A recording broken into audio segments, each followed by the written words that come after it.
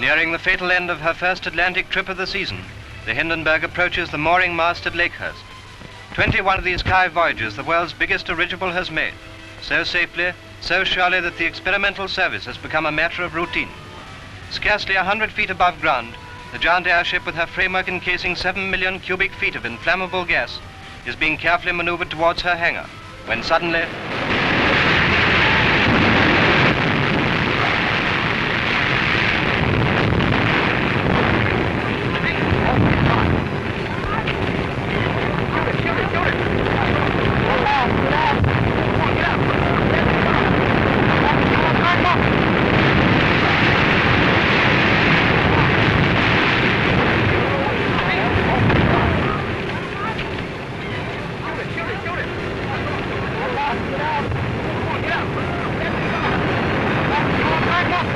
Inexplicable, appalling tragedy is a matter of seconds. It seems almost incredible that anyone should escape. Yet 2/3 of those on board survive what is, next to the R-101 disaster, the worst in the history of aviation.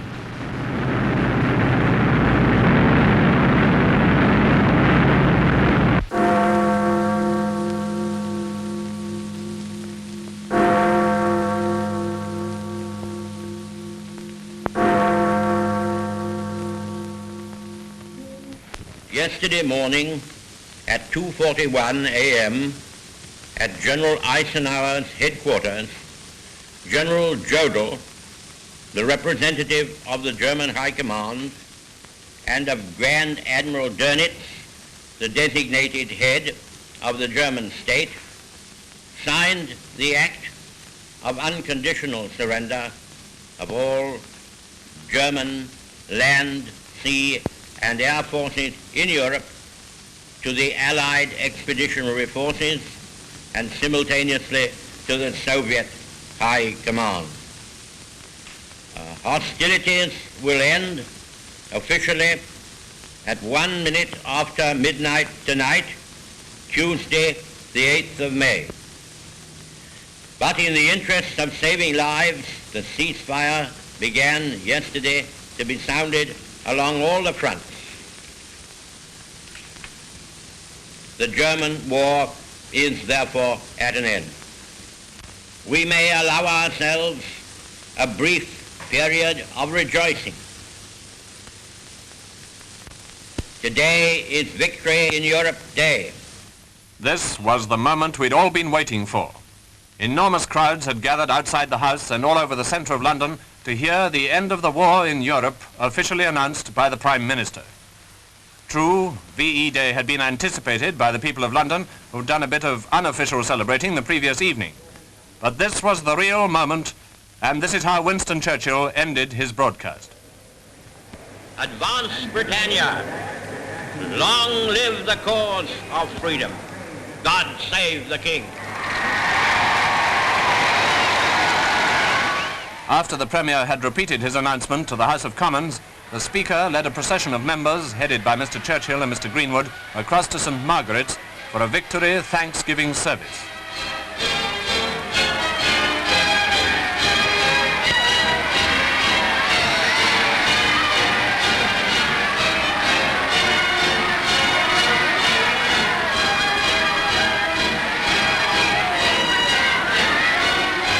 Meanwhile, of course, Londoners had begun their non-stop 2-day celebration.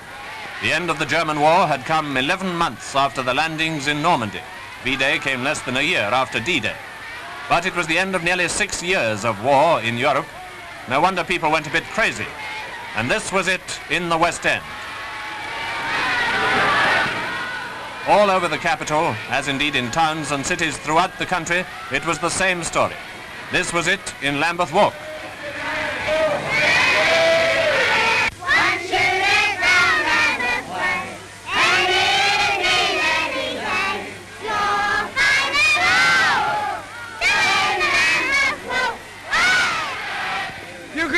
Bet when the Lambeth people are about, there'll only be one winner. That's the Lambeth people will fight anybody in the United Kingdom or outside the United Kingdom.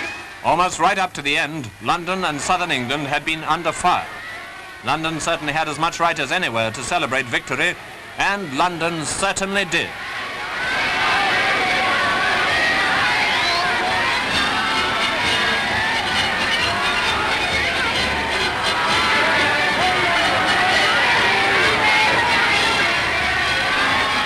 Naturally, approaches to Buckingham Palace were almost continually jammed. Vast crowds outside the palace cheering and waiting, and when the royal family appeared first by themselves and later with Winston Churchill, how they cheered.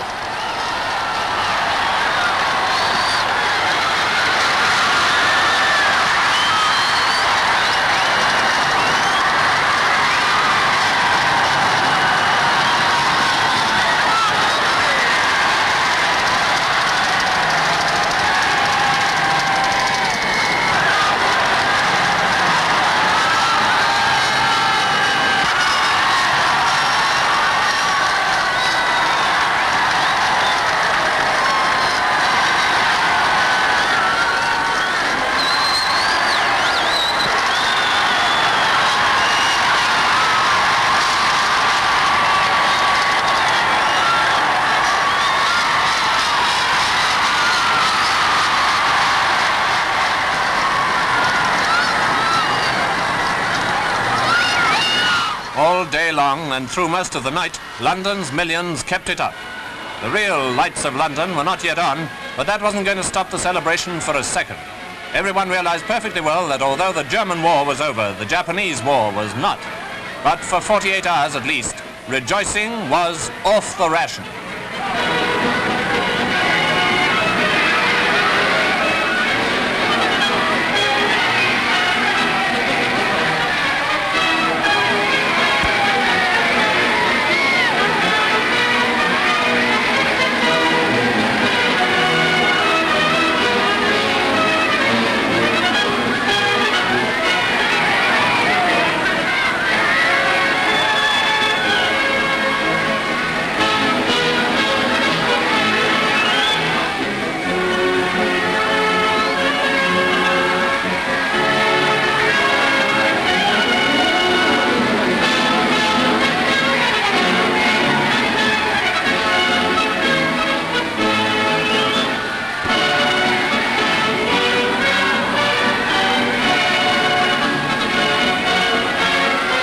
All through the day, the King and Queen had answered call after call, so it was again at night. Thousands upon thousands went to the palace, for this is a way we have in Great Britain. The family and the head of the family rejoice together. It was at 9 o'clock on VE Day that the King had broadcast his message to the people of Britain, the British Empire, and the Commonwealth of Nations. Today, we give thanks to God for a great deliverance. Speaking from our empire's oldest capital city, war battered, but never for one moment daunted or dismayed, Germany, the enemy who drove all Europe into war, has been finally overcome. In the Far East, we have yet to deal with the Japanese, a determined and cruel foe. The Queen and I know of the ordeals which you have endured throughout the Commonwealth and Empire. We are proud to have shared some of them with you. And we know also that we shall all face the future together. In the hour of danger, we humbly committed our cause into the hand of God. And he has been our strength and shield. Let us thank him for his mercies, and in this hour of victory, commit ourselves and our new task to the guidance of the same strong hand.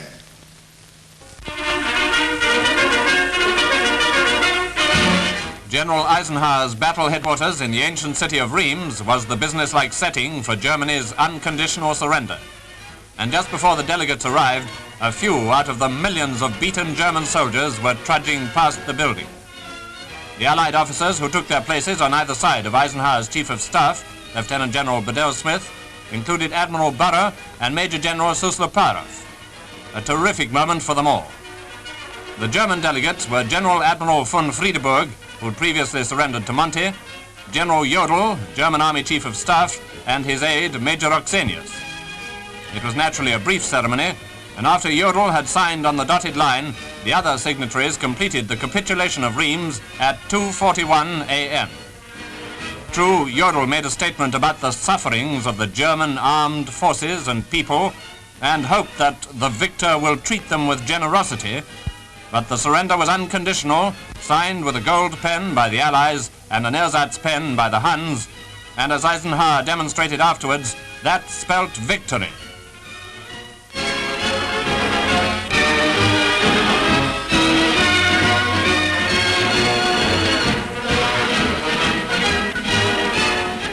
In January 1943, the late President Roosevelt and Premier Churchill met in Casablanca.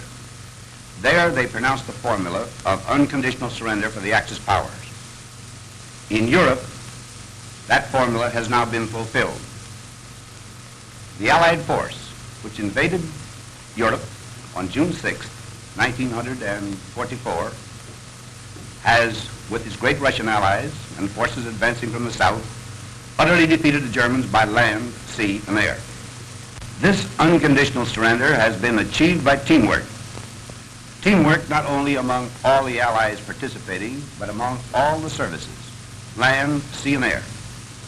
To every subordinate that has been in this command of almost 5 million allies, I owe a debt of gratitude that can never be repaid.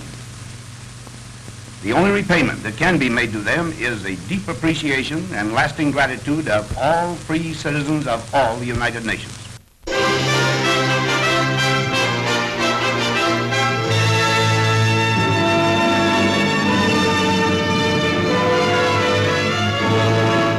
The spotlight of worldwide interest is focused for the moment on Kathmandu, the capital of Nepal. Far away and little known, its streets present a picturesque oriental scene, attractive enough to Western eyes at any time, but all the more intriguing today as Kathmandu awaits the conquerors of Everest. The people are mostly Buddhists. Strange effigies of gods and demons are a local feature. By way of sharp contrast, the Royal Palace is a magnificent building of Western appearance. And the Royal Guards at this time were very much on the spot, for King Tribhuvan was preparing to do honor to the mountaineers. The Himalayas, seen here from an RAF aircraft in wartime, are the giants of the earth. Grim, inhospitable, forbidding, and the greatest of these giants, of course, is Mount Everest itself, a permanent challenge to the adventurous spirit of man.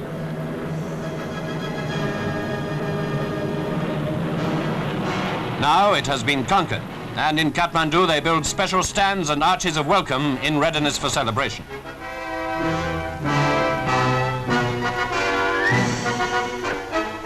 Nepalese musicians practice their repertoire. They mean to say it with music.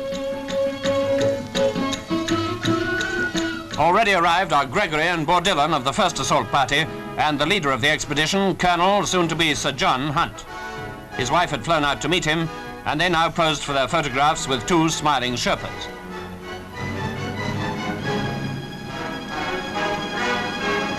There were 8 camps, steps to the highest point on the Earth's surface, which was to be at last attained by 2 men. And over there, buried in the clouds, is the mighty mountain which they scaled. Back in Kathmandu, it was a day of great excitement as Edmund Hillary and Sherpa Tenzing were due to arrive. Everyone was waiting for them, including Nepalese army leaders, and the British ambassador with Mrs. Hunt. Yes, Kathmandu certainly did the Everest heroes proud. Grand processions must be rare events in such a place. The men of the moment came riding in a coach past the crowds of people, all expressing delight and praise for the 2 mountaineers who together reached the top of the world.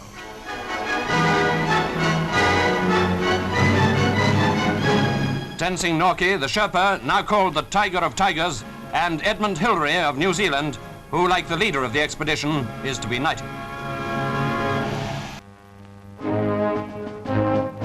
General de Gaulle says yes. Yes to reform, but no to fouling the bed. An expressive Gaulois way of putting it. But the bed is fouled already. Following the students' revolt, France has erupted in a violent attack on de Gaulle's regime.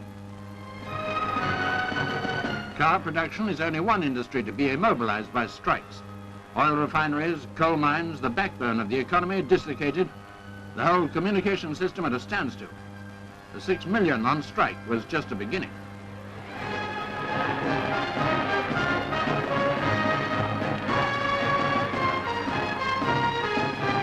In the words of ex-Prime Minister Momentous, after refusing for 10 years to talk with the representatives of the people and holding a monopoly on all decisions, de Gaulle has created a revolutionary situation. We've seen him solve many situations, but this revolution might cause even his head to roll.